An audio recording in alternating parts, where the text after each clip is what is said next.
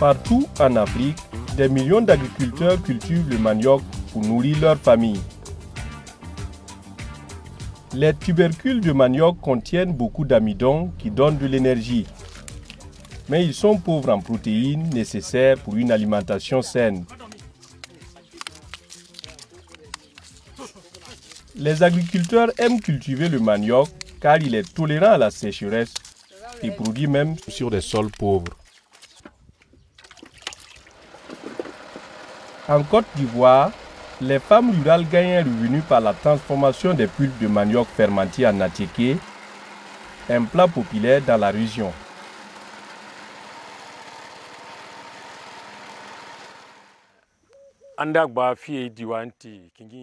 Aujourd'hui, ceux qui mangent le manioc sont de plus en plus nombreux. Mais faire un champ de manioc est devenu plus difficile parce que des grandes superficies sont utilisées pour produire l'EVA.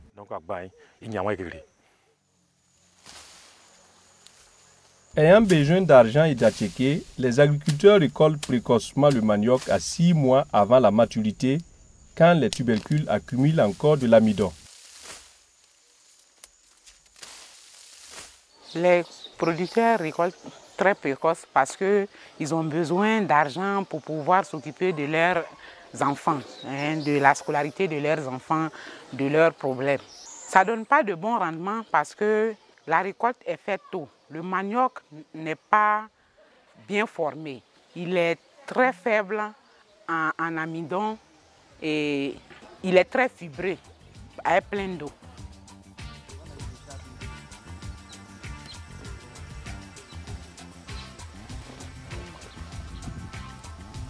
Dans cette vidéo, nous apprendrons comment améliorer la production de manioc et en même temps cultiver une culture riche en protéines, telles que les niébés, sur le même champ.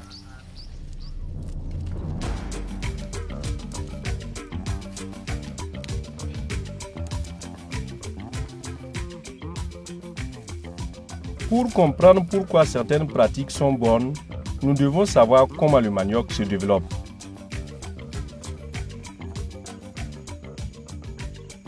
Quelques jours après la plantation des boutures de manioc, des racines fibreuses se développent. Ces racines absorbent l'eau et les nutriments du sol.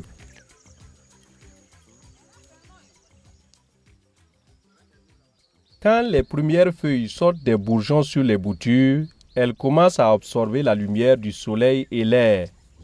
Les plantes utilisent la lumière et l'air, ainsi que l'eau et les nutriments du sol pour se développer.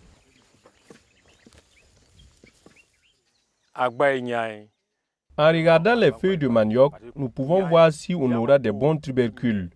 Les feuilles captent le soleil et cela donne de la force au manioc.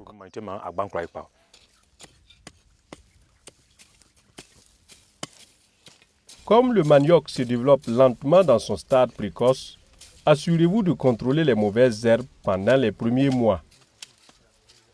Environ 2 à 3 mois après la plantation, certaines racines commencent à gonfler. Les tubercules de manioc atteignent leur maximum d'amidon entre 8 et 12 mois après la plantation. Donc, plus la plante peut prendre la lumière du soleil, l'air, l'eau et les nutriments, plus l'amidon se développe dans les tubercules.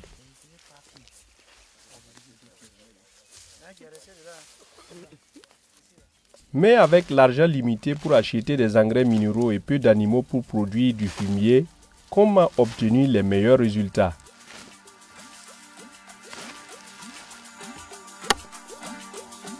Pour améliorer la production de manioc tout en restaurant la fertilité des sols, il y a 5 choses à faire.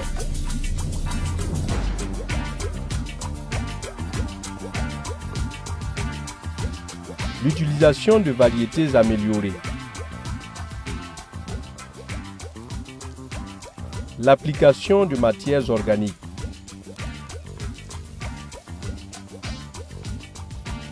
L'application de petites doses d'engrais minéraux.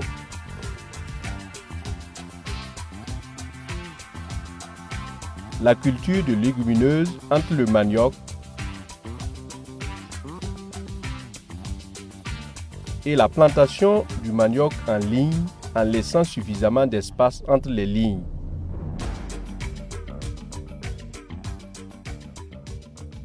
Examinons-les une à une. D'abord, l'utilisation des variétés améliorées. Les variétés classiques sont sujettes à des maladies comme le virus de la mosaïque du manioc. Consultez un agent de vulgarisation local ou une association d'agriculture pour avoir des variétés de manioc à haut rendement et résistantes aux maladies. Certaines variétés résistent mieux à la sécheresse, d'autres se ramifient tôt, ce qui supprime mieux les mauvaises herbes. Certaines variétés mûrissent plus vite, d'autres ont besoin de plus de temps.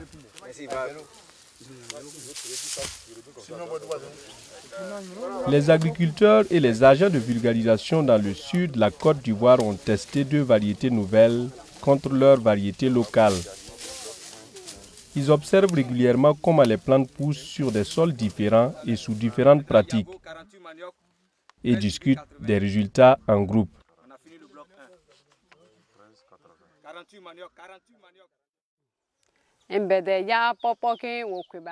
Les nouvelles variétés de manioc qui nous ont envoyées ont beaucoup de feuilles et poussent bien sur tous les sols.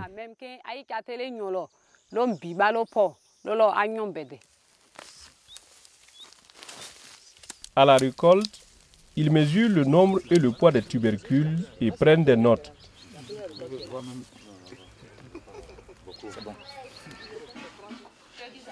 Les femmes testent aussi si les nouvelles variétés sont aptes à la préparation de l'attiqué local. Mais les agriculteurs ne peuvent prendre leurs décisions sans avoir goûté au produit final.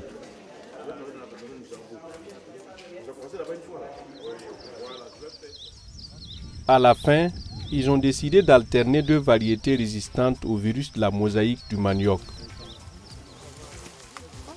Une qui vient à maturité à 9 mois et l'autre à 12 mois. Cela leur permet d'étaler leur récolte.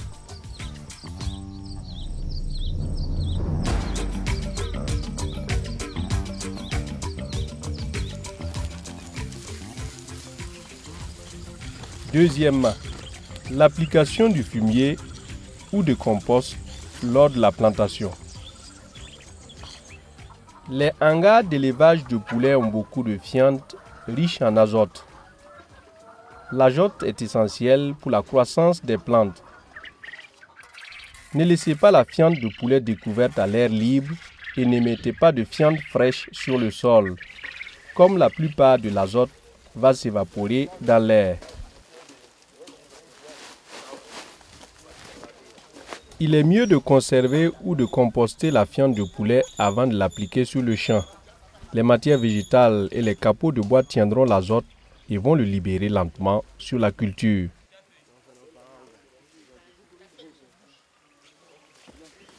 La fiente, quand on l'enlève dans un poulailler, elle n'est pas propice à l'utiliser dans un champ. Il faut la fermenter. Et chaque jour, tu mets la main, tu vois que la chaleur diminue. Tu essaies jusqu'à ce que cette chaleur-là s'épuise totalement. Lorsqu'elle a été conservée, elle perd son odeur.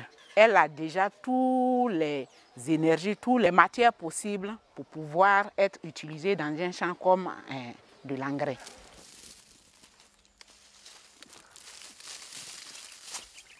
Plutôt que d'épandre le fumier sur le champ, vous pouvez l'appliquer en ligne là où vous allez planter les boutures de manioc. Ce faisant, la culture en bénéficiera directement.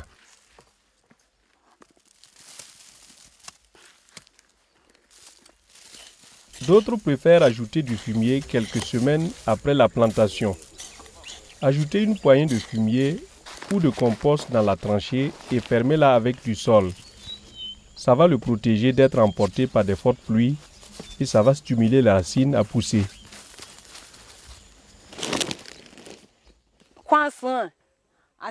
Quand on met la fiente autour des boutures de manioc, le sol se nourrit et prend des forces, ce qui fait que le manioc se forme bien.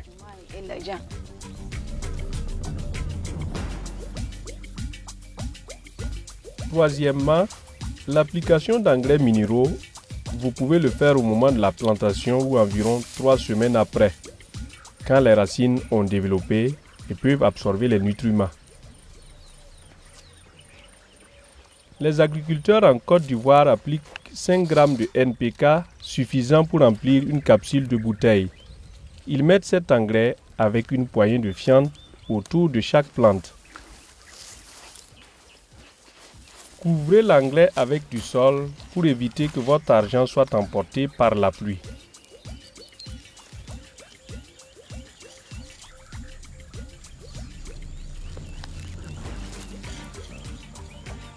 Quatrièmement, cultivez les légumineuses comme le niébé, l'arachide, les haricots ou les fèves de soja entre les plants de manioc. Semez des légumineuses vigoureuses entre 4 et 6 semaines après avoir planté le manioc pour éviter qu'elles couvrent le manioc.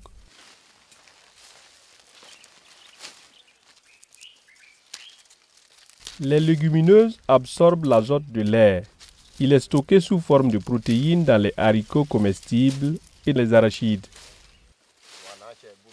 Les feuilles de légumineuses sont riches en azote. En les mettant sous les plantes de manioc après la récolte, ça va nourrir le manioc.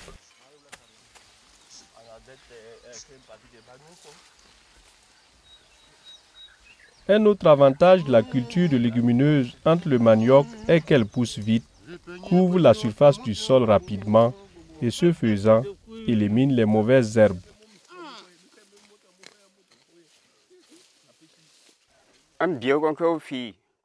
Les mauvaises herbes qu'on enlève, toi seul tu ne peux pas les enlever. Cela demande à prendre la main d'œuvre et tu vas la payer. Donc si tu n'as pas d'argent, comment vas-tu faire?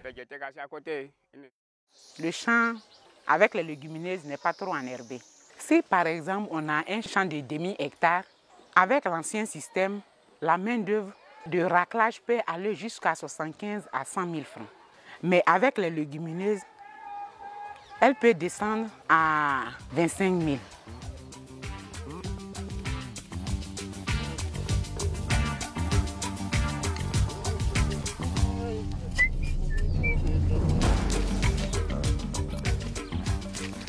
Cinquièmement, le changement de modèle de plantation. Convaincus par ce qu'ils ont vu, les agriculteurs comme Marcel ont commencé à planter le manioc à 1 mètre par 1 mètre de distance et à cultiver 2 lignes de légumineuses entre le manioc. Avant, nous plantons en désordre. Et nous nous sommes dit que planter en désordre et puis serrer les buts, on aura beaucoup de rendements. On a beaucoup de plantes sur la surface. Or, c'est le contraire. Au niveau des rendements, c'est nul. Alors, avec cette planting en ligne-là, chaque plante trouve sa résistance. Et les tubercules se développent. Ils ont assez de place pour se développer. Et quand vous voyez les tubercules, vous êtes content.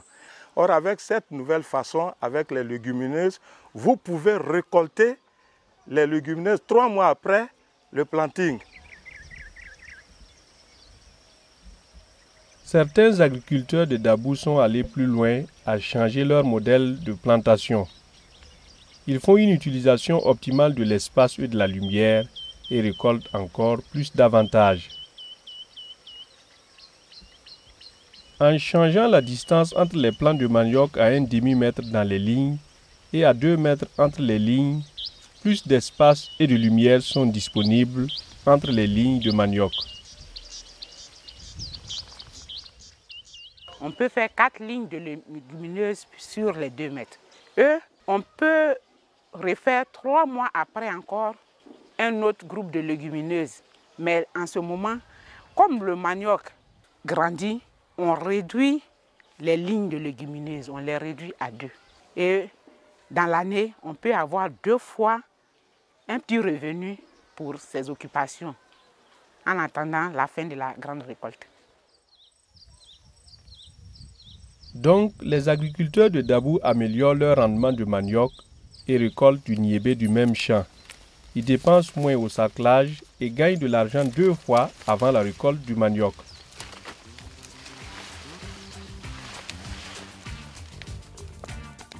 Reprenons ce que nous devons faire pour augmenter la production de manioc.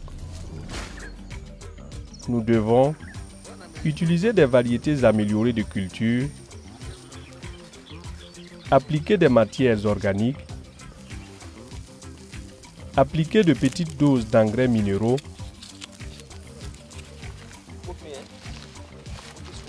cultiver des légumineuses entre le manioc et planter le manioc en ligne en laissant suffisamment d'espace entre les lignes.